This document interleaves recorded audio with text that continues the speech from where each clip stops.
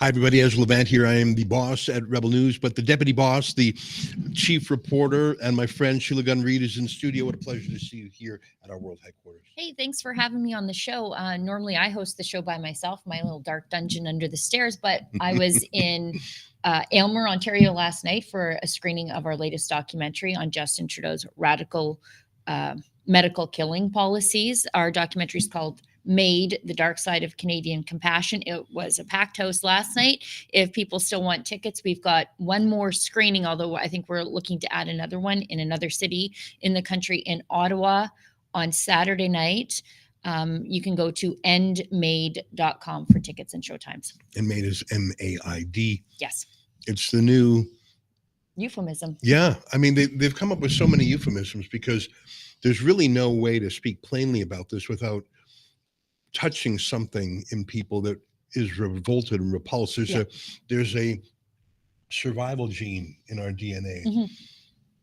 Tens of thousands, hundreds of thousands of years old, survive, must live, do what it takes to live.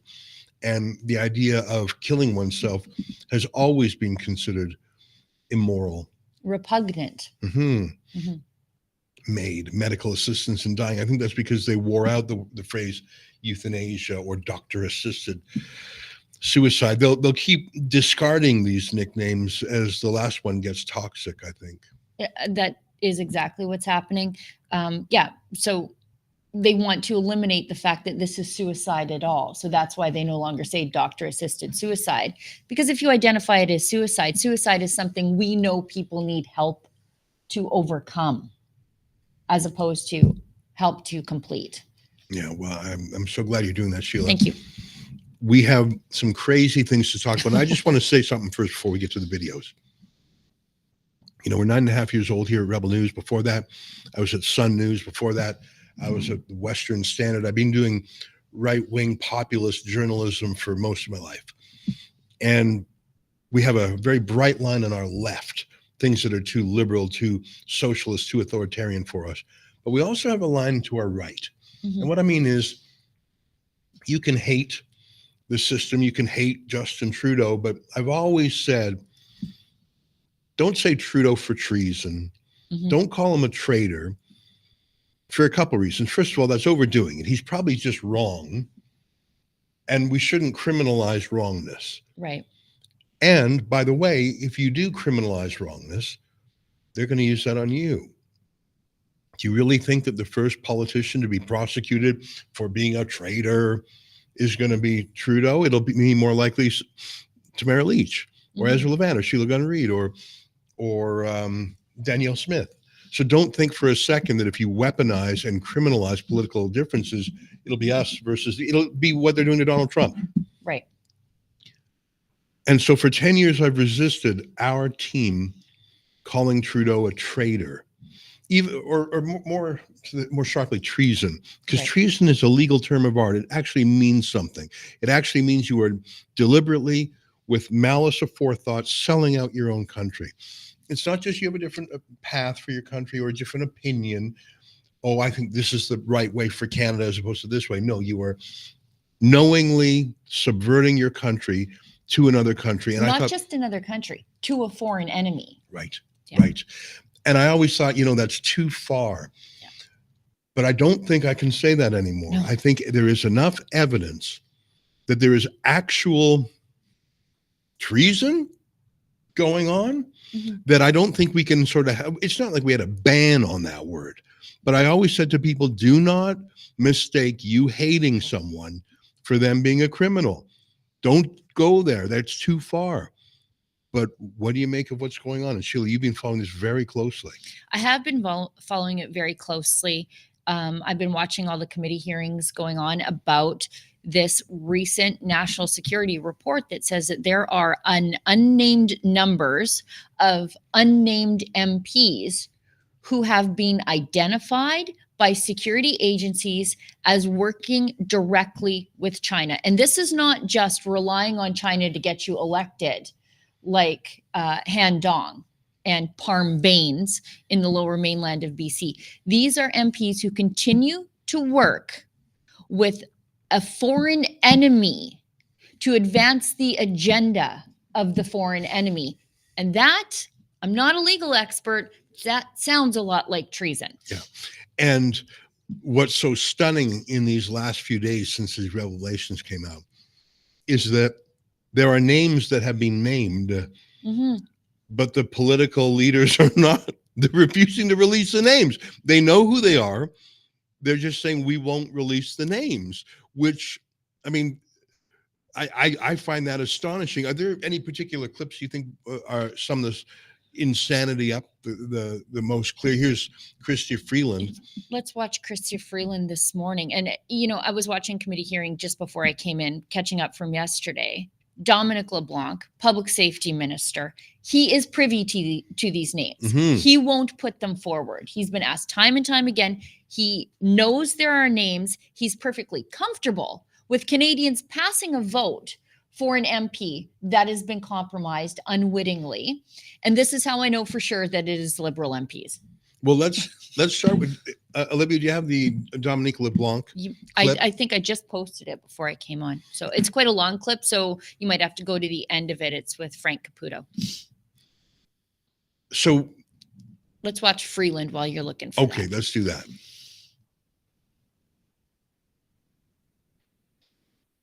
Is your government prepared to send voters to the polls without knowing if the person that they're voting for is colluding with a foreign power? Okay, thank you for the question. And let me start by saying our government takes foreign interference in Canada, in Canadian democracy, very seriously. We have put in place more tools to fight foreign interference than any previous government. Our colleague, the Minister of Public Safety, testified extensively on this issue to the House of Commons committee yesterday. One of the things he said, which I'd like to reinforce, is that law enforcement bodies of jurisdiction are seized of the issue. That's not an answer, by the way. No. Quick answer to that question. Please don't put words in my mouth. Let me be clear. We take foreign interference in Canadian democracy very seriously, as I think do all Canadians. I think we all know how precious our democracy is, how lucky we are to live in a democracy, and that this is a time in the world when democracy is under threat. That's why our government has put in place enhanced tools to fight foreign interference in Canada. That's important, and we've done that. Our colleague, the Minister of Public Safety, testified at length before the House of Commons committee yesterday about this issue. Among other things, he said that the appropriate law enforcement bodies are seized of the issue, and I have nothing to add today beyond that. Would you mind repeating Next in French? question. Next question. Next question. You know, Chrystia Freeland has been skating with that little tactic for 9 years. And I think this is the closest we've come to a journalist pushing back. First of all, thank you for the question. Let me be clear. So both of those are lower the energy, buy her some time. Then she gives a completely unrelated message track for like a full minute. Yeah. By which time you're slightly sleepy, hypnotized, and you've forgotten the question. Yeah, she uses the tone of a kindergarten teacher trying to tell us all why we should keep our hands to ourselves and also raise our hands before we go to the bathroom. And she was asked again, but she's almost never asked again. Thank you for thanking me. Thank you for being very clear about something else. But can you answer the question? Are you going to go to the polls before you let people know who these spies are? And she didn't answer again. And she looked uncomfortable. And the fact that a handler cut things off was very telling. Let's play the Dominic LeBlanc clip, and then I'm going to do something that I would like. The last minute, Olivia, where Frank Caputo is asking Dominic LeBlanc, and Dominic LeBlanc is getting testy with him. And then I'm going to read section 46.2 of the criminal code to you, which is the definition of treason, and you tell me if it meets it. So let's watch Dominic LeBlanc first. And it's just when you think of who so many of the senior cabinet ministers in this government are, it's just the random chance of being, put. Who was in class with Justin Trudeau at McGill? Who was in the dorm? Also, who was his pot dealer? Yeah, and who is female and who isn't, right? That's really important. Are you a sexual minority? That's also important. That's how you end up in cabinet. This is not a cabinet of competence. That goes without saying. But the people like Seamus O'Regan, Dominic LeBlanc, they're there because they were in his wedding party. Right. That's their credential. And it's just terrifying when you think about it. Let's watch Frank Caputo, the Conservative MP. Under Mr. Harper's government, we did not have reports saying that foreign state actors had dealt with this. Now, under current legislation, you can disclose top secret information when in the public interest. What would be more in the public interest than a person who could be elected and they are under the thumb of a hostile state actor? You can do that. So when you talk about disingenuous, you can do this. Why won't you before the next election? Mr. Chair, speaking of disingenuous, in Mr. Harper's government, the National Security Committee of Parliamentarians didn't exist because Mr. Harper's government didn't believe that parliamentarians should have access to this information or be able to review the work of our intelligence agencies. Mr. Harper's government in 2013, CSIS publicly identified an increasing risk of foreign interference in our democratic institutions, and the Harper government did absolutely nothing. So again, Mr. Chair, I think it's important to have a context to these comments.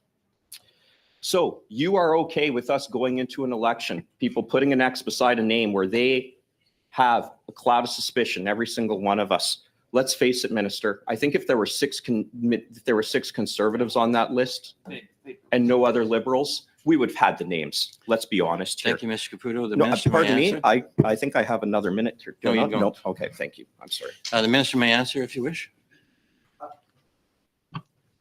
Mr. Chair, again, Mr. Caputo makes something up. If there were 6 Conservatives and no other political parties, of course, we would release the list. Mr. Chair, I'm not going to violate the Security of Information Act and risk prosecution for a political stunt, and I think Mr. Caputo knows better. We go now to Imagine Mr. calling it a political stunt to name. And you know what? It really is desperate. And I think even some members of the regime media say so. Mhm. Well, in 2013, 11 years ago, Mr. Harper did 2013, 11 years ago, there were not national security warnings that half a dozen Conservative MPs were on the payroll of China or Iran or who knows.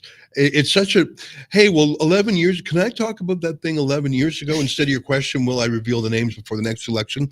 They're going to try and stonewall this one because I think Trudeau himself may be on the list. Yeah. I think Freeland herself may be on the list. I don't know. I think it's clear that Handong and some of the other Chinese districts were utterly compromised. Parm Baines, for sure. He was the Liberal MP who won in Kenny Chew's riding after Kenny Chew was subject to disinformation campaigns from Chinese state media and then Chinese language media in Canada. And Parm Baines has actually even amplified the Chinese lies against Kenny Chew. So that's just during the electoral process. What they're talking about now is ongoing Chinese influence into Canadian politics.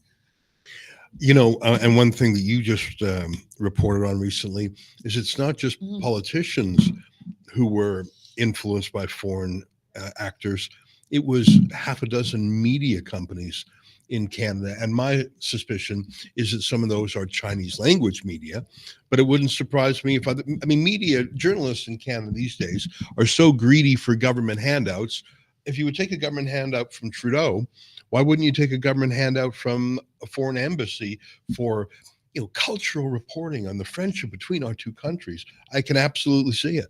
Yeah. I mean, the same national security report that revealed these MPs as much as they did reveal them, also found that media in Canada were compliant with Chinese pressure campaigns, like PRC pressure campaigns, and were taking funding from the PRC and publishing PRC-related op-eds without disclosing that they were given to them by the PRC. Now, that information has been out in that report since Monday. And you know who hasn't reported on it? The media. I remember when the Globe and Mail itself would publish full-page or multi-page spreads called China Watch, which, they're very critical of China. No, it was actually To watch them. paid for and produced by the Chinese embassy. Now, they at least said paid for by the People's Republic of China, but the Globe and Mail had no problem running full-page ads, not ads, pardon me. They looked like news stories. China Watch, they called themselves. And let me read to you from the Criminal Code of Canada, because I want to tell you what treason means. And this is why I've always hesitated in using this word to describe Justin Trudeau or other people who I simply disagree with, or even if I hate them, I don't want to call them criminals because I want to keep that word like a knife. I don't want to dull the knife from overuse. If we actually have a criminal, I want to be able to say he's a criminal, and I want people to say, "Oh, this is serious," as opposed to just rolling their And eyes. destroying the country because you're a domestic idiot isn't actually illegal. Yeah. So here's a definition. I'm reading from, if you can put this on the screen, Olivia, section 46.2. There's high treason. I'm going to skip that, which is trying to kill the king or start a war. That's high treason. But regular treason is 46.2. Everyone commits treason who, in Canada, uses force or violence for the purpose of overthrowing the government. Okay, that's not appropriate. That's not a fit here. B, without lawful authority, communicates or makes available to an agent of a state other than Canada military or scientific information or any sketch, plan, model, article, note, or document of a military or scientific character that he knows or ought to know may be used by that state for a purpose prejudicial to the safety of the defense of Canada. So right away, I'm thinking about the Chinese spies at that a virus lab in Right. Winnipeg. Right. And the Chinese police stations. C conspires with any person to commit high treason or do anything mentioned in paragraph A. D, forms an intention to do anything that is high treason. E, conspires with any person to do anything mentioned in paragraph B, or forms an intention to do anything mentioned in paragraph B. So what we're really talking about is paragraph B again. Let me just sum that up again. So I'm getting into the weeds here. But this is treason. Without lawful authority, which means you don't have an excuse to do it, like you're not being directed to do it by the government, you make available to an agent of a state other than Canada military or scientific info. So I'm not sure if simply tipping them off about things and being in their sway is treason. But maybe we don't know what the communication is. We don't know what the quid pro quo is. But it's just astonishing to see Chrystia Freeland and Dominique LeBon say, we're not going to tell you who these people are, because immediately they would be peppered with questions, and the Liberals are covering it up. Right. Well, and let's remember too that they're doing this with the help of the likes of the mainstream media, although some of them have come to life and started asking questions. But the mainstream media was so quick to accuse anybody who is related to the Freedom Convoy of being a foreign-funded state actor. They said multiple times, they had to retract on at least 2 separate occasions, that the Freedom Convoy was some sort of Kremlin operation. But the politicians that they've been running cover for the last 8-9 years were the ones who were on the take from the foreign state actors. You know, it's projection, the iron law of woke projection, all the things that they do, they accuse their opponents of doing. I remember when the CBC accused the truckers of being organized by Vladimir Putin. It was so laughable. But I mean, you don't even have to go beyond Trudeau's own inner circle. His brother accepting the huge check for the Trudeau Foundation from the Communist Party of China. John McCallum. Yeah, who basically said our policy is more. Whatever the Chinese government wants, the answer is yes. Hiring McKinsey, which basically is an international consulting firm that basically sold access to Western companies to get into China, and sold to China, getting tentacles into Western companies. Yeah. McKinsey was basically the proxy economic foreign affairs embassy for communist China, and they were invited right to the head of the table in Canada. I know there's so many connections. Trudeau's brother Alexandre, who was his foreign policy advisor during his leadership run, not only did he publish a book through the government of China, he produced a documentary film through the government of Iran. Yep. So Justin Trudeau's own brother works for both China and Iran, directly publishing propaganda for both countries.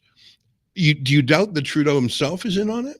Well, and we have all these government organizations that work in partnership with the PRC. What's the environmental one? The Environmental Council, where we as Canadians actually fund it. I know exactly what you're talking about. It's a Chinese government agency. Yeah. And it's got some very communist sounding name. And Catherine McKenna was on it, and Stephen Guilbeault was on it. Hey, I just typed in another word into the criminal code, because these are sections of the criminal code that are so rarely used. I mean, we all know about assault or murder or whatever, but seriously, how often do we look at these sorts of things? I mean, I just put the link in the Slack thread, Olivia, but I'm looking at a law now called the Security of Information Act. And section 17.1 is called Section 17 is called communications with foreign entities. This might be a better fit than just treason. Yeah. Every person commits an offense who intentionally and without lawful authority communicates special operational information to a foreign entity or to a terrorist group if the person believes or is reckless as to whether the information is special operational information. I'll have to let me go back one notch and define what special operational information is. Give me 1 second. Every person commits an offense who, I'm just one page earlier, Olivia, section 16(1), communicates to a foreign entity that the government of Canada or province is taking measures to safeguard if the person believes or is reckless as to whether the information is information that the government of Canada is taking measures to safeguard. Okay, let me just clear through the technical jargon there. If this is a secret, if our country is trying to keep a secret and someone willingly gives it or intentionally gives it to a foreign power, that is a violation of the law. That's exactly right. That's a life in prison maximum sentence. Which is incredible. Section 16(1)(b). It's a crime if the person intends, by communicating the information, to increase the capacity of a foreign entity or a terrorist group to harm the Canadian interests or is reckless as to that. I think this is actually a better fit than treason. It's basically spying. This is basically how espionage is described in law. I want to read one more section. Olivia, can you go to section 19(1)? And I'm sorry to get all legalistic here, but I'm informing myself. I don't know this stuff. When was the last time we had a spy scandal in Canada? A couple of years ago with the lab. That's right. There's a lot. That's right. Section 19(1). Every person commits an offense who at the direction of, for the benefit of, or in association with a foreign economic entity, fraudulently and without color of right, and to the detriment of Canada's economic interests, international relations, or national defense or national security, communicates a trade secret to another person, group, or organization, or obtains, retains, alters, or destroys a trade secret. And then they define trade secret. I'm not going to go through all of this. There's so much here that is so rarely used, thankfully, but I think we got to dust it off. I think we got to dust off these sections, and it's insane that the government isn't flushing this out. It's insane that they're intimating they may not even tell us who these compromised MPs are before the election. And I think it's because it reaches right to the top, right to the top. I think Chrystia Freeland and Justin Trudeau are quite likely to be amongst the compromised MPs. Yeah. I bet Dominic LeBlanc is in on this somewhere. I mean, there's a reason why he's holding these names, and even the number of MPs. We don't even know really the number of MPs implicated in this. We're saying half a dozen, but it could be a dozen, you know? Yeah. I think that there's so much shenanigans and so much trickiness. So much of our foreign policy is not rooted in Canadian national interests, but it's designed to either win favor with a diaspora group, or it's just about the dollars. It's just about the dollars. With China, it's clearly about money there. I don't know. I find this absolute crazy time. And half the media is interested and half is in cover-up mode. Yeah. I mean, listen to people when they tell you who they are. Justin Trudeau said that China was his favorite dictatorship. And he said that before Canadians voted for him. He wasn't hiding any of this. And I think that gave him license to do whatever sort of corrupt nonsense they're up to right now. I know that we've still got lots of corrupt nonsense to talk about with these Liberals. We haven't even touched on the procurement madness. But friends at home, if you have a speculation about who these MPs are that might be compromised by China, now's your chance to have your say. Put it in the paid chat. If you're on Rumble, it's called a Rumble Rant. On Odyssey, it's called a Hyper Chat. If your paid chat is over the $5 US minimum. I'm obligating myself to read it on air, but let us know, who do you think? And let me know why you think it's that MP. And I know we've got an ad break to go to also. Yeah, I mean, this is something sort of new for us. It's read out ads, and I guess just reading the ad, that's how you do it, That's eh? how we do it, and then we'll go to one of our own ads. All right, I want to read about an ad for 1775coffee.com. By the way, they were one of the sponsors of the Donald Trump Right. Jr. event that we had with Rumble. So that's pretty exciting. So let me read the ad. And I actually haven't read this before, but I'm really excited that they're advertising with us. So let me read it with some of my best Justin Trudeau drama teacher Okay, voice. I'll read the next one like Christopher Freeland. Oh, no. Anyhow, it's time to say goodbye to Starbucks. Okay. Yeah, you have my attention already. You Yeah, had me at I'm hello. listening. You had me at hello. It's time to say goodbye to Starbucks and say hello to Rumble's 1775 coffee. Unlike other brands, this is a coffee that backs free speech and is unapologetic about it. Visit 1775coffee.com.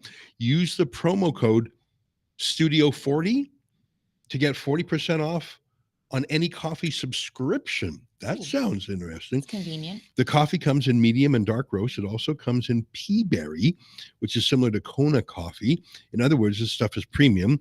Click the link in the live chat or the description. You can also go directly to 1775coffee.com. So that's 1775coffee.com and use the promo code Studio40 to get 40% off today. Exciting. Well, I mean, I think I just sold one subscription to myself. I just might too. I'll trade up my gas station coffee.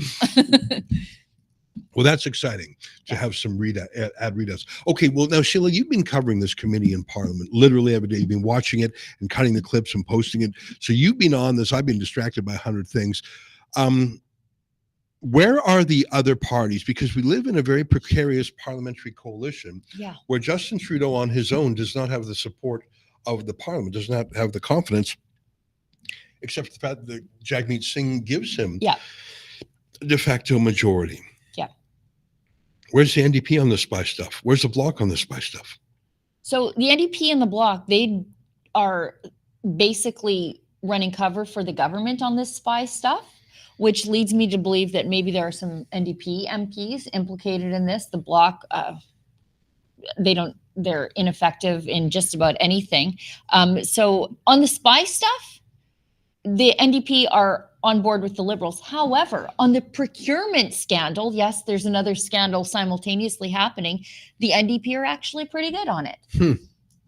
Not good enough that they'll force the issue, right. but they'll do some play fighting. Do you have any clips to illustrate? Sure. Well, I can illustrate just how bad the procurement cover-up is going on. So for those of you who don't know, and I don't know how you possibly couldn't, Arrive scam, as the scandal is called, involves multi-millions of dollars, approaching $60 million. The Liberals spent building the failed travel surveillance app, Arrive Can, and you got a fine if you didn't use this thing. And it was so flawed that it sent thousands of Canadians into quarantine under threat of a $5,000 fine when they didn't need to quarantine. And the app was replicated by some just random coders over a weekend for about tens of thousands of dollars.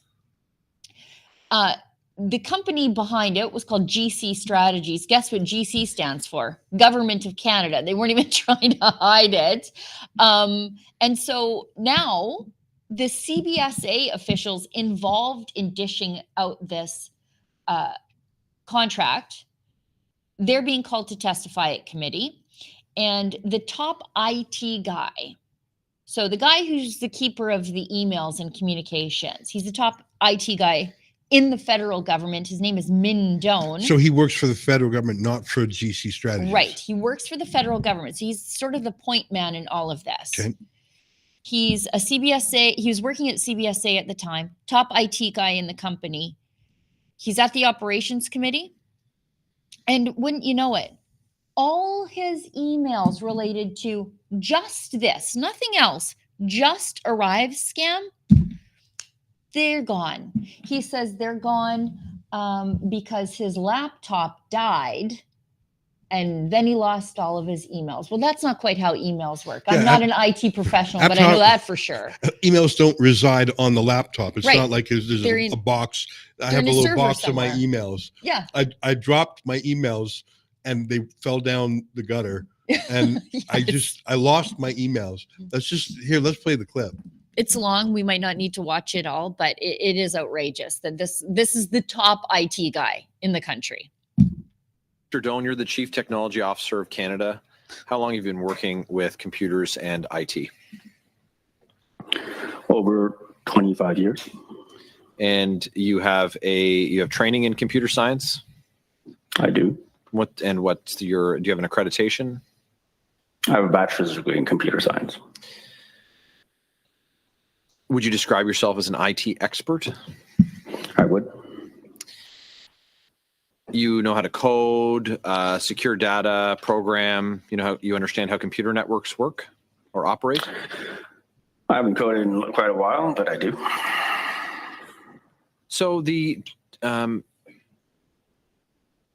are investigations now ongoing about the missing emails, deleted emails. And I just want to make sure I understand correctly from your opening statement. Your contention is that because you switched the battery out in your laptop, thousands of records were deleted. I am not a computer expert, but I've switched out batteries a couple of times, and I've never heard of that happening. Would you say that that's quite common? Pour clarifier, je n'ai pas changé la batterie de... Let me clarify. I did not change the battery of my computer. I needed to change the computer as a whole. I was not merely changing the battery of my computer. To change the It's whole funny that he switched computer. to French for that And- answer. Yeah. In the imaging process, someone wiped your computer? I just don't understand. This is not something that I've heard of. Usually there's quite robust processes. The IT staff here at the House of Commons, for example, in my experience with IT working with Department of National Defense, I've never heard of anything like this. And it's just, it seems incredible to believe that that's the story that you'd have us accept today. But it's incredibly convenient for you that these documents are missing. So how is it that you're both the victim of something that's exceedingly rare, but also the beneficiary of something that's exceedingly helpful for you? Thank you for the question. Corrupt, what the technical term is corrupt PSTs. Corrupt PSTs are actually not exceedingly rare, fairly common. It's actually so common that Microsoft put a tool in every Windows computer to fix them. In terms of what you say, it is absolutely correct. You get a new computer, it is imaged, but in transferring, no different than if you were to get a home computer on a new home computer, which you want to All right, transfer let's from. turn. I That's don't want to good. hear any more Yeah, lies. he's I mean, lied. he's just a liar. He's super gross. And this is what's troubling me is that Trudeau has placed liars in so many positions. I mean, Brenda Lucki was his chief liar at the RCMP. The new RCMP chief commissioner is just as bad. So if you're putting in place, I mean, he hasn't put his right-hand man in as Auditor General yet. I don't Right. think. But that's really one of the few offices he hasn't corrupted. That is dog ate my homework bullshit. That it's just so like that's painful. Like that's something that a grade 5 kid would try. And there's something in the law called an adverse inference, because you can imagine in lawsuits, regular lawsuits all the time, people say, whoopsies, I lost all my records. I dropped them in a pothole or whatever this guy was saying. The courts, if you have, they call it spoliation, if you've spoiled your records, if you've lost your records, if you can't find them, well, Your Honor, yet that's not the first time that someone came up with that dog ate my homework excuse. People have been saying that for centuries. And so the courts take an adverse inference. If you do not have a and even if you do have an excuse sometimes, judges say you're depriving me of information, you're trying to trick me, I'm going to assume the worst about them. I'm not going to assume the best. I'm not going to assume it's neutral. I'm going to make an adverse inference because you deleted it all. What a wicked liar. I'm so embarrassed for that little liar. And the top IT guy in the country. Yeah, that's an embarrassing moment for Canada right there. Yeah, and it's also insulting to Canadians, like that we don't use computers, that we haven't ever used a home computer and put our email on there. But the emails, they all fell out. I was with my computer, Your Honor, and the emails all fell out, and then I spilled water on my emails. Yes. And some then of the emails dog came. Yeah, and the dog totally ate the emails, and I don't know. The emails, they just blew away, Your Honor. It was really windy, and I tried to chase them. Mm-hmm. But only the emails related to Arrive scam. Yeah. Just those. On the procurement scandal beat still, I clipped this morning. Minister of National Defense Bill Blair, he was testifying at committee to another scandal. These guys gave $115,000 in a middleman contract to SNC-Lavalin last year. Convicted fraudsters. And also, nobody seems to know what for. So this is post-original SNC-Lavalin scandal. So everything blows up in the Liberals' face with SNC-Lavalin. The Liberals pressure, not the Liberals, I should say, Justin Trudeau pressure Jody Wilson-Raybould to drop charges against them. She resigns and protests instead. That all blows up. And yet the Liberals still do business with SNC-Lavalin. And the best part about this is they don't even know what they gave them the money for. Let's watch. List of all these middlemen contractors. These are contractors who are retained by the government of Canada to ultimately hire professionals. And surprisingly, one of the entries is from SNC-Lavalin. The company that was mired in controversy not too long ago, facing bribery, corruption, and fraud charges, ultimately put pressure so much on the Prime Minister and his staff that would lead to another conviction of ethical violations. They would be probably the last person the government of Canada would want to align itself with, yet SNC-Lavalin got $115,000. So the question is very simple. Why did taxpayer monies of $115,000 go to this company? Well, and again, I don't know that particular contract, and I don't know whether my officials would have that information, but I'd invite them to provide it if you require it. Officials? I don't have the details on that contract. What did SNC-Lavalin do? Not you don't have details? Sure, to Mr. provide Chair, us with details? when the dates were, when that contract was in place. Last year. We can look it up. It was last year. Nothing. You know, 100,000 here, 100,000 there. What's 115,000? Pretty soon you're talking real money. Come on. Actually, I shouldn't even say that because we talk about billions now so often. Yeah. When it's waste. You know, this is the banana republicification of Canada. I think back a decade ago when the greatest scandal in Stephen Harper's tenure was Bev Oda, who was in a hotel and she wanted an orange juice. She went to the mini bar in the hotel. And if you've ever had drinks from a mini bar, you know they're super expensive because they got you. It's so convenient. It's right there. Yep. Are you going to reach and get that? Spoken pop? like a man who's eaten one too many chocolate bars at a once. That's right. I mean, $16 for an OJ, that's a lot. I don't even know if she would have looked at it. So for a $16 orange juice, she was sacked. And by the way, the reason I regret that so much is that she actually cut millions of dollars in waste. She was sort of the foreign aid, if I recall, minister.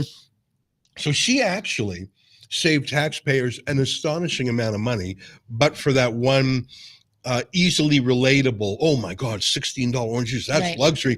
And the regime media went along with it because they wanted any excuse to dent Stephen Harper. Not a single financial scandal in his entire tenure. In fact, the only thing that came close to a scandal, and certainly the media tried to make it, was Mike Duffy submitting certain expenses as a senator, and the chief of staff, Nigel Wright, saying, yeah, you know what? These are questionable. I'm just going to pay it. from my own pocket. I don't know if Right. you remember that. Right. Nigel Wright Right. It didn't cost taxpayers a thing. personally paid the bill. That was the greatest financial scandal in 9 years of Stephen Harper. With Trudeau, it just doesn't stop. Just before we move on from Bevoda lost her job not because the regime media helped, but really her $16 orange juice was hard for conservatives to stomach. Right. And so that's the difference really right now between conservatives and liberals is conservatives they hold their politicians by and large to a certain standard. Just ask Jason Kenney. But the liberals, they don't. There's this bizarre tribalism that they will forgive any level of corruption because their man is in office. And that's what's interesting is I have not heard, and you've been paying more attention to me, I have not heard a single liberal say, let's put aside the financial corruption for a second, and by the way, they're related. Because They're the same. If word gets around that you can buy this guy off for 50,000, like remember, here's a story that went down the memory hole. Remember the boss of Unifor? Mm-hmm.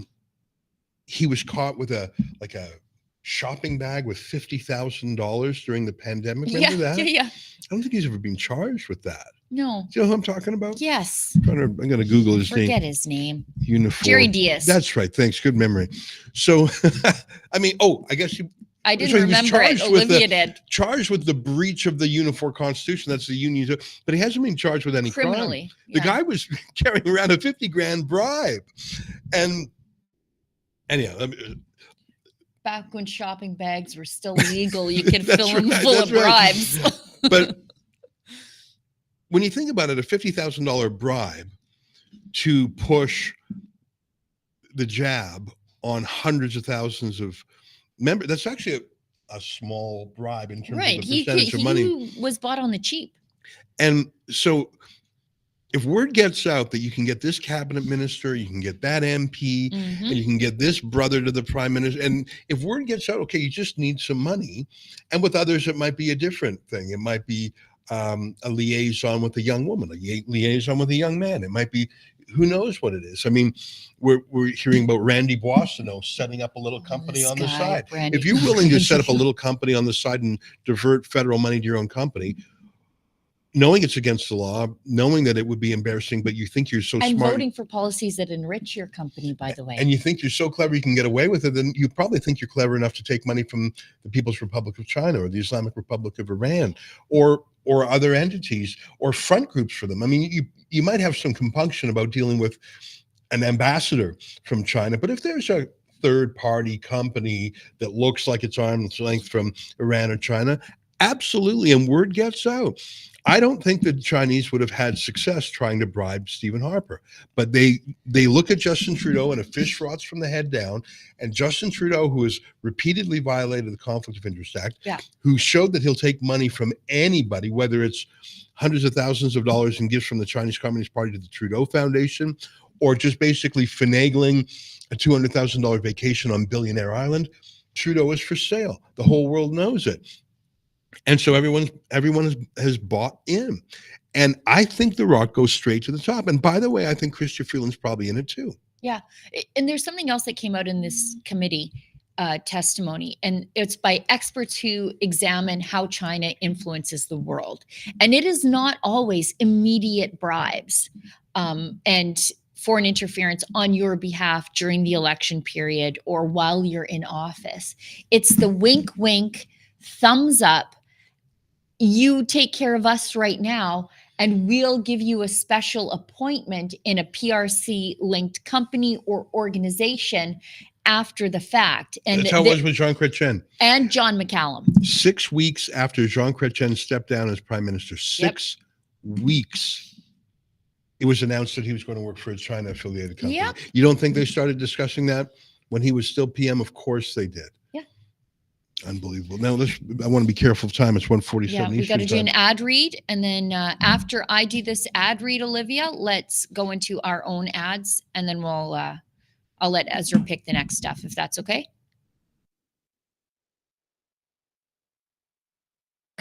Okay, let's hit an ad break. No ad reads, which I promised to do it in Chrystia Freeland's voice, but I guess I won't. Folks, it's undeniable that our rights and freedoms are under attack.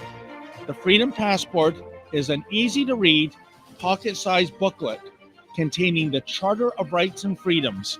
There's an app, too. Easily access the Freedom Passport on your phone and compare rights and freedoms from around the world for only $3.99. Visit freedompassport.ca and get your Freedom Passport today. Why should you join Canada's National Firearms Association? We currently have one of the most aggressively anti-firearm governments in our nation's history, promoting fear and placing blame like never before. Our rights, freedoms, culture, and heritage, it's all on the line. But we are fighting back, and there is strength in numbers. We work within the law to change the law, to defend competitors, hunters, collectors, and other law-abiding firearms owners. We can get through this.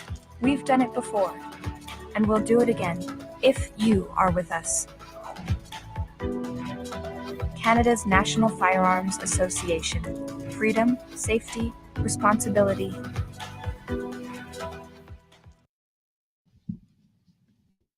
Hey, welcome back, Sheila.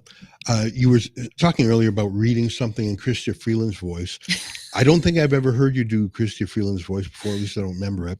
So I'm sort of terrified and sort of excited at the same time. I mean, I'm anxious. Okay. But let's give it a rip. Okay, let's do some of these Rumble rants that came into us. The first one is from Ryerson Gary. And Ryerson Gary, first, I want to thank you so much for the question. Her hands are actually like Trump. She does the Trump hands. This a little bit.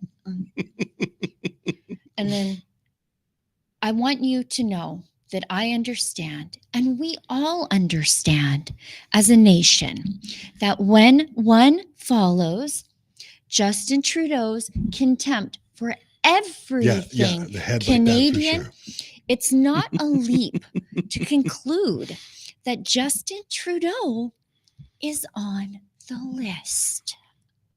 Thanks, Ryerson Gary. Next one, Alberta Dawn. Can you stand me doing it in Chrystia Freeland's voice one more time, or you want me to whip through this? It's like she was given a book report of 1,000 words, but she didn't read the book. Yeah. And she's got to just Kamala Harris her way through it by adding a few words to every sentence. You know, when I was in college, it was a very long time ago, I tried to see how big I could get away with making the font. Nice. Like, Double spacing. Yeah. And just like this big. When it's I don't know if you ever saw Mr. Bean when he played the museum curator who had no idea, and he was saying, well, the first thing I'd like to say about the painting, and I'm almost done my presentation. Chrystia Freeland actually, I mean, I can't find it, but when I was at Sun News when she was nominated in her district for the Liberals, and after she had basically burned down a section of Reuters. And she was coming back from the United States, where she had been for a long time. She was actually at that point in time George Soros's authorized biographer. Yeah, and she had her nomination, and we sent a reporter down, a videographer, and she has, we call her twitchy sometimes because she twitches. She gets words stuck in her head. Like she just kept saying, and we're at a tipping point, and Canada's at a tipping point. She just wouldn't stop saying the word tipping point. Yeah. And I don't know if she's smart, or if she's just hardworking, or if she's just a blatherskite, or if she's just a face and behind the scenes, some deep state. Like, I don't know if she's smart or not, because she's so damn weird. Yeah. I mean, if she's not twitching, she's clipping her toenails. She's not clipping do you remember that? We were at the Media Freedom Conference, and I just was horrified. She's on the stage with the foreign minister of the UK and that human rights lawyer. Amal Clooney? Amal Clooney. So a glamorous lady. I disagree with her politics, but she looks pretty put together. And there's Chrystia Freeland kicking off her high heels, tucking her feet up under her bum on the stage and putting her hair into a scrunchie in the middle of these other two people talking. Do you know what? Look at Lametti. Honestly, I think that's the moment he decided to quit. That takes a lot for me to feel any sort of empathy and pity for David Lametti whatsoever, but I'm feeling for the guy. Needs hazard pay. Do you remember when Nikki and Bexty ran into her at the airport and she was changing her shoes? And that woman does not believe that modesty is the best policy. And we had to blur portions of that video because she just hiked her legs up and was putting on her running shoes. You know what? I was visiting our alumnus, Gavin McInnes, about a week ago in New York. And he said, I bet she was smoking when she was young. And I refuse to believe that. I spent 10 minutes trying to rebut that. Not because I didn't want him to go around with this image in his mind. I just thought I had to save him. Not that they were dating or anything, but I just thought you can't, bro to bro, like friends don't let friends daydream erotically about Chrystia Freeland.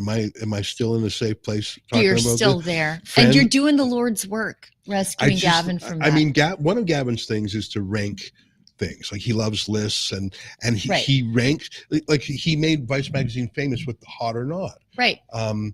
Fashion do's or don'ts. He tweeted the other day that you will only see a 10 once in your life. Yeah. And you know what? Fair enough. Very deep, philosophical, thoughtful. It's like what you said. It's like one of those things you want to keep the knife edge sharp. Yeah. Just can't go around saying people are a 10 or that Chrystia Freeland was remotely attractive at any point in her life. He's a connoisseur. He's a philosopher. Sure he is. He's an observer of the passing parade. And I just thought, I must disabuse you of this romantic notion, and I felt like I achieved it very easily. It's 1:54 Eastern we should time. read a couple more of these. Yeah, go ahead. Yeah, whip through. I'll just read it in a normal voice because I can't stand myself. Alberta Dawn gives us $5. Thank you so much.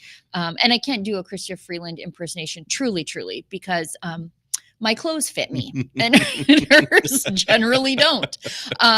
Okay, Gilbo wants scientific proof of carbon innovation by Alberta energy companies. Well, I can tell you they dropped CO2 emissions, if you care about those sort of things, 30% in the oil and gas sector, primarily in the oil sands through SAGD technology, but this is not a science lesson. Let's see the science that destroying Canada's economy will save the world. We already know that. Impoverished places of the world don't even pick up their trash. So they don't even care about carbon emissions when you're struggling to survive. Ryerson Gary, again, gives us $5. When you talk about Justin Trudeau's favorite consultant, 400 million plus McKinsey, keep in mind that they were the company the Sackler family and Purdue family, that's right, hired to spread OxyContin addiction in the U.S. Yeah, you know what? That is a great point to remember. I was in Davos. Olivia, I wonder if you can find this quickly. I was in Davos, Switzerland for the World Economic Forum. Sheila, we got to get you out there one of these days. I would love to. All right. Well, I mean, I would love to. Okay. Unlike you guys, I'll dress for the weather. I saw Avi Yamini shivering its way through it gets Davos. colder. It's in January. It's high in the Swiss Alps. It's beautiful out there. Yeah. I don't know if you've ever been to that part of the world. I was in Switzerland delivering a human rights complaint, but that was in the height of summer. Right. Well, okay. I think you would do great. Here's what Davos is rebel style. You're hunting for VVIPs, a small number of them. Anyway, Olivia, I was going to say, can you get the one with McKinsey where I buttonholed the guy and he tried to duck away? Are you able to find that one? I actually... The leading cause of death in some parts of the United States hangs squarely around McKinsey's neck like a millstone. Yeah. Oh, I think that's the one. Yeah, I see it in the Rebel studio there. Let's see if this is the one. Let's wait together. I want to ask about McKinsey and those huge contracts you guys got from the Canadian government after meeting with Chrystia Freeland. Oh, don't run away. Don't run away. Why don't you want to talk about your contract with Canadian taxpayers? I mean, surely you believe in transparency. See how they run. See how they run. That's McKinsey. You know, Chrystia Freeland met with McKinsey here at the World Economic Forum a few years ago. And after that, they got hundreds of millions of dollars in untendered contracts. And basically what should be done by the public service in Canada was given to Chrystia Freeland's friends here at the World Economic Forum. I put a question to him. He sort of panicked and ran back inside. I don't blame him. Chrystia Freeland does the same thing. In fact, this McKinsey guy at least had the courtesy of not arresting me as Chrystia Freeland arrested my colleague, David Menzies. That's I got to lose a few pounds to get down to my fighting weight that I was there in Switzerland. And the reason for that, Sheila, is because I want to be able to run up and down the streets. Because what you do is I did not know who that guy was. Do you think I know who the global head of global blah, blah, blah, global strategy? I don't know him. I didn't know his name. I didn't know. But so to glance at the name tag and say, oh, he's a big shot with McKinsey, and then think, what are the questions? So I think that you would have the ability to quickly think, oh, I got a question for McKinsey. I got a question for Pfizer. I got a question for Bill Gates. I got a question for Facebook. And then you got to, because I only had 10 seconds with that guy. Now he ran away. It wasn't much fun. So I think you would do great. I think you would be great at running back and forth on the street. I'll have you know that I beat our finance guy in a foot race over the weekend. Yes, I gave him a 30-second head start and still beat him by about 30 meters. Well, consider it a deal. I really enjoy going over there. I enjoy the journey, and you never know who you're going to find. And so I'm delighted. I'm that you're gonna be excited. Yeah, coming. of course I'll That's go. great. Yeah. All right. Well, folks, I want to say thanks to everyone who watched the live stream. I'm sorry, I felt like I was sort of low energy today. I'm just trying to absorb what's going on with this espionage stuff, and I want to make sure I want to make sure that we are critical and we're aggressive, but that we're also using the law correctly. I want to understand what law they're alleged to have broken. And we don't need to embellish. This is bad, real bad. Like, we don't need to exaggerate. I think this is one of the most atrocious I think it's the most atrocious scandal of Justin Trudeau's time in government, and that's saying something because there have been many. But I think in modern Canadian history, outside of the abuse of civil liberties and being found guilty of that, this, I think, is one of the largest scandals in Canadian politics, I think, in probably the last 50 years. You know, I remember when FBI Director James Comey had a press conference about Hillary Clinton's emails. Now, he didn't prosecute her, but he said she mishandled them. She put them on a private server. She violated. Bleach bit, remember? Yeah. And both Republicans and Democrats hated FBI boss James Comey and both had good reason. But nonetheless, even Democrats, when they saw the head of the FBI saying Hillary Clinton broke the law, that has an authority that has an authority to it.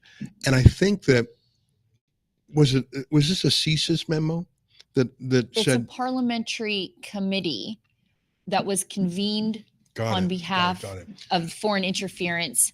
And so they've so if you read out the section where it says there have been MPs implicated, there are redactions for I guess national security. Here was the analogy I was going for with James Comey. If those names are published, it will be so authoritative that no matter what the excuse is, I think a large number of people will simply say, where there's smoke, there's fire. I do believe they were corrupt. And I think they know it. That's why they're trying to hide, because if Chrystia Freeland is named, she's toast. Right. If Dominique LeBlanc is, you can't be the public safety minister and a shill for a foreign dictatorship. You can't. And if Trudeau, he really is the dirtiest of all the MPs. Yes. So how could he not be named? I think that really is a death knell for the government. I think the government could and should become so unworkable then that he must resign. And I've never thought until this moment that Trudeau would ever resign. First of all, what else is he going to do? He has no skill set. There's no demand for him. He once thought he could run away with the UN. It'll never happen. But I think he's going to hang on to be PM as long as possible. Right. But if this comes out and he is named as a foreign corrupted agent, I think it's over. I don't know. Every time there's a major scandal, you would think that there would be pressure from within to resign. But in this case, there will not be pressure from within because I think so many of them are implicated in it. Interesting. And who's the successor? Maybe on the outside, Mark Carney, but Chrystia Freeland is going nowhere. Nope, they're all contaminated. Yeah. Well, great to see everybody. Sheila, great to see you here in the office. I think this is the first time we've been at a desk together in a very long time. Yeah. From all of us here at our Rebel World headquarters to you at home, goodbye, and keep fighting for freedom. This report is brought to you by... On June 15th, Canadians for Truth, in collaboration with Veterans for Freedom, is coming to Legacy Place in Red Deer, Alberta, to present Veterans for Freedom, From Service to Solutions, featuring insights from Canada's military veterans. This event offers a unique opportunity to connect with recent veterans who provide a behind-the-scenes look at the issues shaping Canada's future. This event will feature 6 dynamic presentations by esteemed Canadian veterans.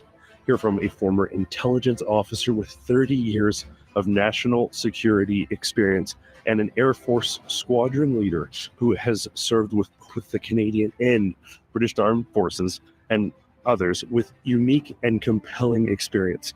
Their first-hand insights provide a unique perspective on the challenges and opportunities ahead. Visit canadiansfortruth.ca/events to secure your seats. This full-day event features speeches, networking, food and refreshments, and a special evening presentation of Fire and Ice with NHL legend Theo Fleury and Canadian business leader Joseph Bourgault. Don't miss your chance to hear from inspiring veteran speakers, connect with like-minded individuals, and discover what you can do to make a difference. To learn more and to get your tickets to this unforgettable event, go to www.canadiansfortruth.ca/events right now. Seize this opportunity and hear directly from our veterans whose sacrifices, experiences, and commitment to service provide invaluable perspectives that enrich our understanding of the challenges facing our country. Get your tickets today.